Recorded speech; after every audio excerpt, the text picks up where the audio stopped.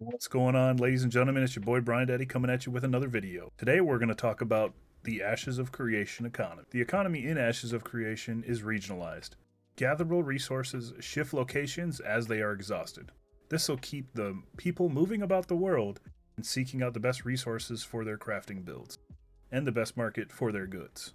There is no central auction house or warehouse. Auction houses in up to 2 economic metropolises, including their vassal nodes, can be linked with the superpower for that node. There will be item decay, material sinks, deconstruction mechanics, and other gold sinks to combat inflation. The developers are considering the use of adaptive price points in merchant shops based on the amount of gold being generated or sunk in the economy. There will be player-to-player trading, and the primary method to generate gold in the economy is through glint, which is a bound currency that drops from mobs and players and is offered as a reward for completing certain quests. The contents in today's video will include economic regions, buying and selling, currencies, player-to-player trading, storage, caravans, artisan classes, taxes, item sinks, security systems, the world manager, trade agreements, share market, real estate. Let's discuss economic regions. Economic regions are a static area defined by a geographic point of interest. Castle regions are larger and encompass multiple economic regions.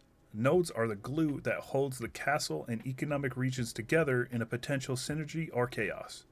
The zones of influence are fluid and change their area based on the progression of the node and its neighbors. Castle regions, economic regions, and the zone of influence can overlap.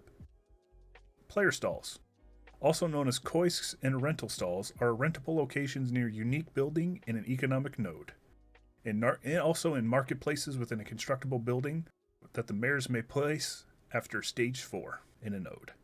Renting a player stall enables players to sell items as well as provide repair and enchanting services even when they are not online. Player stalls are rentable by node citizens. Player stalls are also linked to your warehouse, and player stalls do not require the attendance of the character for that character to be online. You can hire an NPC to be assigned to that stall while you are offline. Player stalls may operate during node siege declaration, but this is subject to change. Players are not able to be attacked while occupying their stall inside the limits of a node. Personal shops. Certificates to place personal shops may be purchased by the citizens and non-citizens of economic nodes. These certificates allow placement of a personal shop near a unique building in that node or on a freehold. And once that node has reached Metropolis stage, personal shops may be placed anywhere in the world. And that's pretty awesome. When a character creates a personal shop, a billboard pops up above them with a custom advertisement message for items and services available on that character's person. Purchasers can interact directly with the character to buy these items. This is also interesting because it can provide a way to advertise, and we'll see how that works with players. Auction house. Auction houses enable players to list items at specific nodes. A listing fee will be charged to list these items in the auction house. Vassal nodes of the auction house node will be able to view the items that are listed on that auction house regardless of the node type. Items listed are also visible on the community and bulletin boards. Integrated auction houses allow players to purchase items directly from remote auction houses. You can purchase materials and gatherables, but those will be loaded into that warehouse of that node. So if you decided to purchase materials from a node that's not where you are, it'll go into that warehouse and you'll have to move it via the caravan system. But if you decide to purchase anything other than materials or gatherables, it will be mailed to the purchaser directly. There may be taxation difference between the auction house versus player businesses, and on a regular cadence, the number of nodes freehold parcels become available to be bid on at auction. Data relating to the auction house, such as price history, volumes, average prices, may be available to a player via a mayor-constructed service building in their node. Bulletin boards. Bulletin boards are available within the nodes and player taverns. A market UI lists the current items available for sale in the node and in the same economic region. This includes items for sale in player stalls and auction houses. Players can't purchase directly from the UI, instead it gives them the location of the stalls where they may purchase those items. It encourages localized grouping and the posting of jobs. Merchant NPCs, also known as vendors, are present from the first stage of the node development. These NPCs are identified by a golden shimmer on their nameplates, and they will in general be able to buy items from players. Currencies. When we talk about currencies, we may refer to as gold, bound currencies such as glint, embers, which is a virtual currency that can be used to purchase cosmetic items within the shop, and intrepid bucks, which is earned through their referral program. When we talk about gold, gold is the general in-game currency for Ashes. Gold, silver, and copper coins are present in the game. There is no cap on how much gold you can hold. So we're going to have some real auction house junkies out there making loads of gold. Monsters also do not drop gold, they instead drop glint. And glint is the primary method for players to be able to generate gold. Game currency does not have a weight, but glint occupies the space within that inventory system and must be transported via crates using the caravan system. Players do not lose gold upon death, no matter their corruption level, but glint will drop as stolen glint on a character's death based on the applicable death penalties. Bound currencies. There are specific progression-based currencies that cannot be traded, and they are utilized by various systems and organizations, such as religions, social organizations, tavern games. Glint is the main currency of that as well, and node types will have specific bound currencies that are earned through personal progression within that node. Node currencies stay bound to the player even if their node is destroyed or they drop citizenship. They will be able to use their node currency once they are a citizen of a new node of the same type. So if you decided to move towns but it's the same type of node, you would still be able to keep those currencies, which is very nice. There will be player-to-player training, and you'll be able to interact with vendors and NPCs, and the ability to access storage is disabled for the corrupted players. So that's something to keep in mind if you wanted to do a lot of PvPing. You won't be able to access your storage for a brief amount of time. Let's talk about mailing items. When we're mailing items, raw gatherables and materials are not able to be mailed by players. Purchases of anything other than materials and gatherables will be mailed directly to you. You'll have to use the caravan system to be able to move those things. It hasn't been decided whether you can mail crafted items or gear via the mail. They are still trying to determine that and get feedback. So if you have any opinions on that, make sure you reach out to Ashes of Creation and Intrepid. Gear binding. In terms of gear binding of bind and equip or bind on pickup item, it will be an exception rather more so than the rule. There will be very little gear that is account bound or soul bound in Ashes of Creation. The whole economy is based around crafting and the degradation of items, so gear is obtained with gathering, crafting, and processing and raids and dungeons in mind. Storage. Storage points exist at warehouses within nodes and in chests or storage containers that can be placed in freeholds, and in static node housing as well. Sheds are also present on empty freehold plots to be able to provide basic storage for materials needed to construct those buildings. Let's talk about warehouses. Warehouses are the default service buildings that come pre-built with nodes. Their function is to provide storage points within nodes. Cargo for shipment by the caravan is stored at the caravansary and not in the player's inventory. Completed items can be accessed by the players in the warehouse at any node regardless of citizenship or housing. Gatherables and materials may only be accessed in the warehouse location that they were deposited in. Requisition agents for material buy orders are also located in these warehouses. Players are prohibited from moving gatherables, materials, or commodities in sealed crates out of depositories within a node following a siege declaration against that node. So as soon as someone has declared war against your node, you are now unable to move your gatherables, materials, and possessions. And that's pretty rough. A portion of all gatherables and materials that were stored in successfully sieged nodes do become lootable. Whole items, such as crafted items or gear, are not vulnerable to loss during node sieges. Corrupt players are also not able to utilize storage systems, as I said earlier. Player stalls are linked to the warehouse. Player housing storage. Chests are a type of furniture that does provide localized storage within a house. Players must obtain and place storage containers in their own housing. Different grades of storage containers have different inventory capacities. Access permissions can be set to allow other players access to your storage. Let's talk about banking. Nodes advance to the first stage very quickly, and it enables MP services such as vending and banking items. Banking items between characters will likely be restricted to furniture and completed items. A warehouse ability may enable a player to transfer non-material goods between alts. This excludes resources and materials as well that need to use the caravan system. Caravans. These will facilitate the transfer of all those things I was talking about. So if you're wishing to make a profit, you're going to need to be able to move your rare goods and services to other nodes to make money. The different types of caravans include personal caravans, which are used to transport cargo, mayoral caravans, which are used by the mayors to transfer cargo between nodes with trade agreements, and caravans are initiated from the caravansary within the node stage 3 or above, and they also create an objective-based PvP event for players to participate in. PvE caravan events can cause roadways to be blocked off or hostile mobs to spawn at the caravan, so it creates a quest environment that you can join. Naval caravans also exists, which also are referred to as raft caravans, allow the transportation of cargo over water. Unlike merchant ships, these are capable of transitioning from land to water, so that's pretty neat. And naval caravans come in varying sizes and capacities. Alrighty, I'm going to go ahead and introduce you guys to the artisan classes, and we will discuss it further in a separate video, so make sure you guys are subscribed for that. Thank you. The different gathering professions are fishing, herbalism, hunting, lumberjacking, and mining. The processing professions include alchemy, animal husbandry, cooking, farming, lumber milling, metalworking, stonemasonry, tanning, and weaving.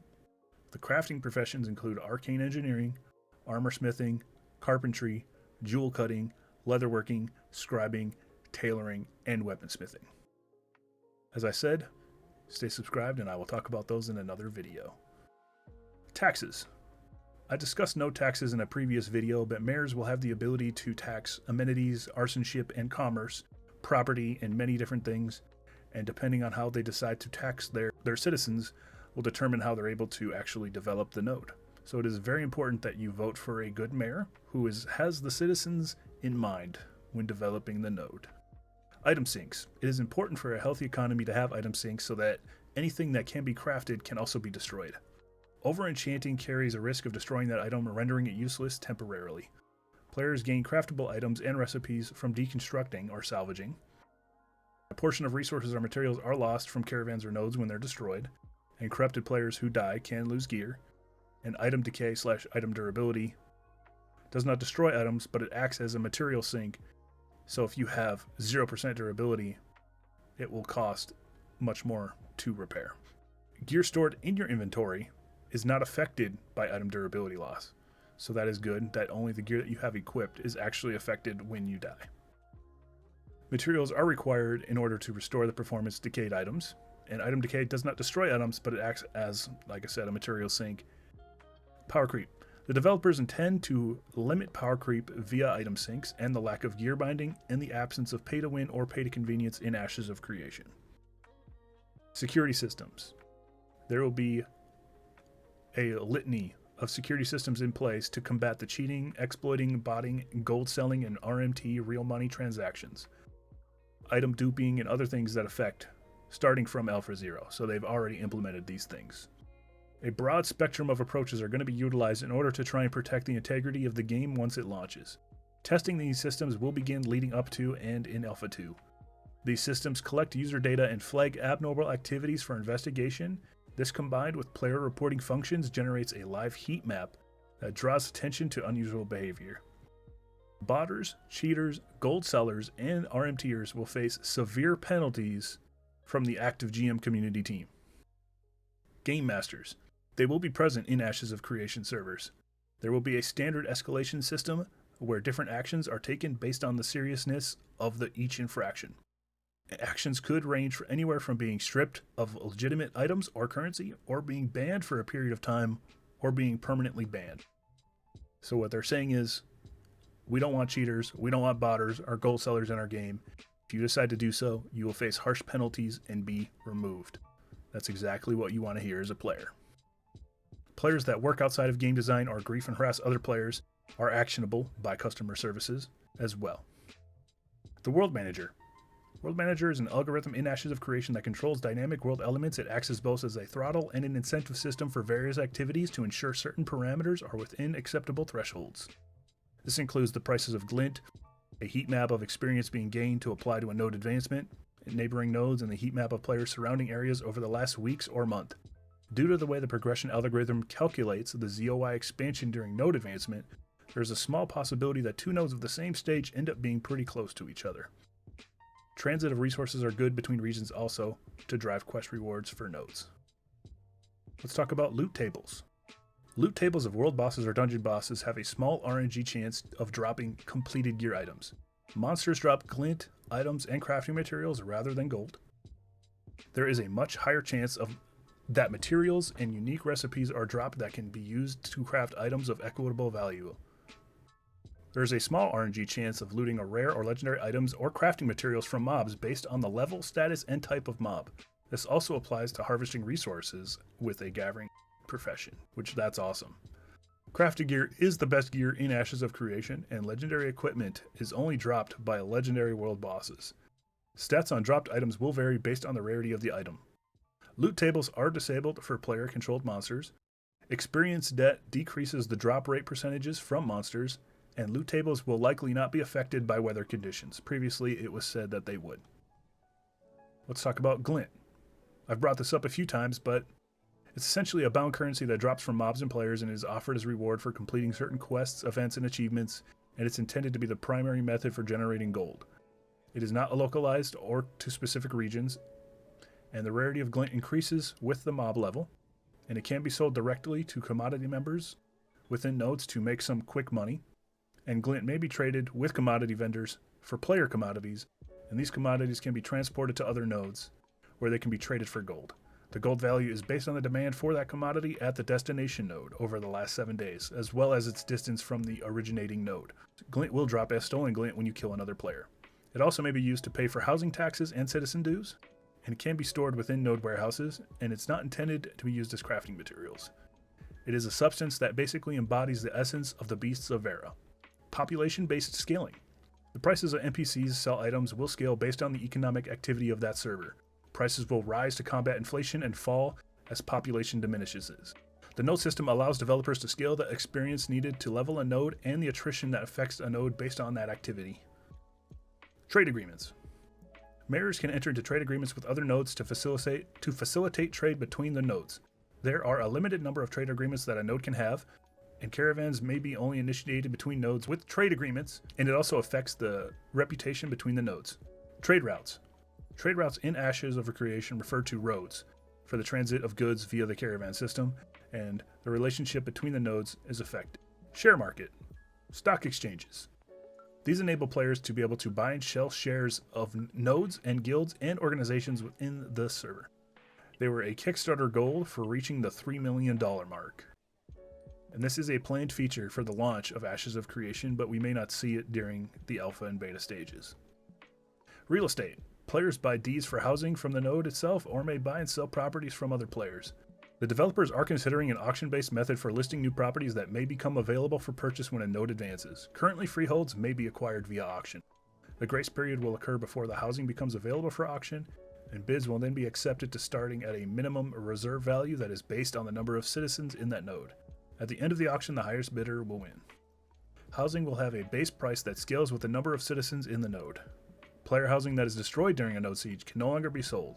Freehold plots may be purchased from and sold to other players or can be obtained via deeds issued by a village stage 3 or higher. Housing ownership can default back to a node if the owner fails to pay their property taxes. Players will not be able to exceed their allotment of housing in the game. Alright everyone, thank you guys for tuning in. I really appreciate everyone that's been watching the videos and interacting. Thank you. I can't thank you all enough. It's awesome. I'm loving all the feedback. So if you guys made it all the way to the end of the video, go ahead and hit that like button, leave a comment, and I'll see you guys in the next one. All right, peace.